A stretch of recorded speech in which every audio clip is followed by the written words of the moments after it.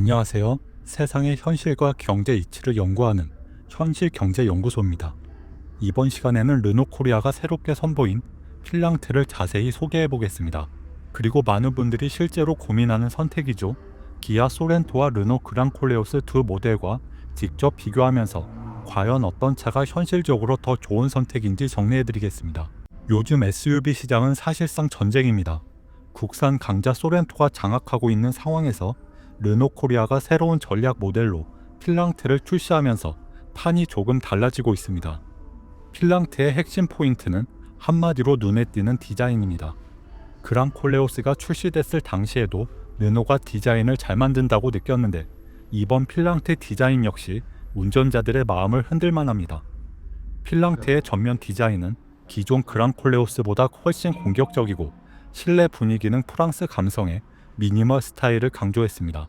전반적인 차체 모습은 그랑콜레오스보다 전고가 낮으면서 전장은 길어져 세단과 SUV 두 가지 모습을 모두 갖추고 있는데요. 여기에 루프라인을 쿠페 형식으로 만들어 SUV인데 더욱 날렵해 보이는 느낌을 주었습니다.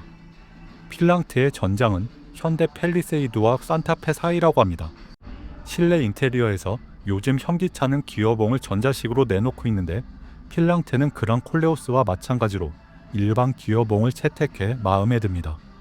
운전석에서는 대형 디스플레이가 눈길을 끌었고 뒷좌석에는 옷걸이와 스마트폰 거치대를 설치할 수 있다는 점이 인상 깊었습니다. 그랑콜레오스가 처음 출시됐을 때는 썬루프 옵션이 없었지만 이번 필랑트는 출시부터 썬루프 옵션을 넣었습니다. 이제 국내 SUV 기준점이라고 할 수 있는 기아 소렌토와 비교해 보겠습니다. 소렌토는 압도적인 가성비 하이브리드 모델을 앞세워 국내 시장에서 대표 SUV로 자리매김을 했는데요.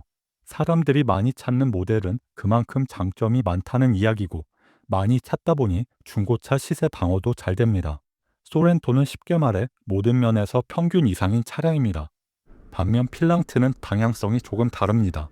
소렌토가 가격 대비 성능과 내부 공간을 확보하여 대중적인 인기를 끌었다면 필랑트는 고급스러운 디자인과 하이브리드 성능으로 개성을 추구한다는 느낌을 받았습니다.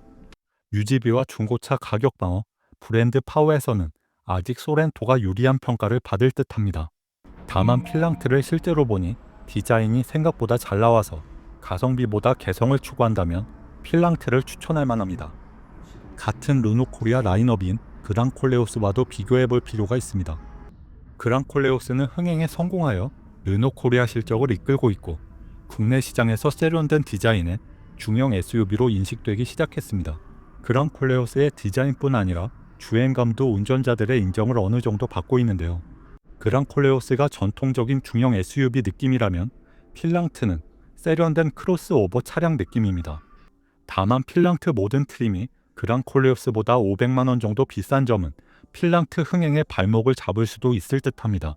사실 필랑트 차체가 팰리세이드와 산타페 중간 사이즈여서 경쟁 차종이 팰리세이드부터 산타페, 소렌토, 심지어 같은 회사 그랑콜레오스와도 경쟁해야 하는 처지입니다. 특히 르노코리아가 그랑콜레오스 흥행에 성공했다고 하지만 한국에서 브랜드 파워가 현대 기아차에 밀리는 형국에 가격 경쟁력 없이 이들 차량과 경쟁해서 이길 수 있을지는 의문입니다. 하지만 르노가 이번 필랑트로 판매량 경쟁보다 차별화된 운전 경험을 노렸다면 승산이 있다고 보여집니다. 댓글로 여러분 의견을 남겨주시고 현실 리뷰가 도움이 되셨다면 좋아요와 구독 부탁드립니다. 다음 영상에서 더욱 현실적인 정보로 찾아오겠습니다. 감사합니다.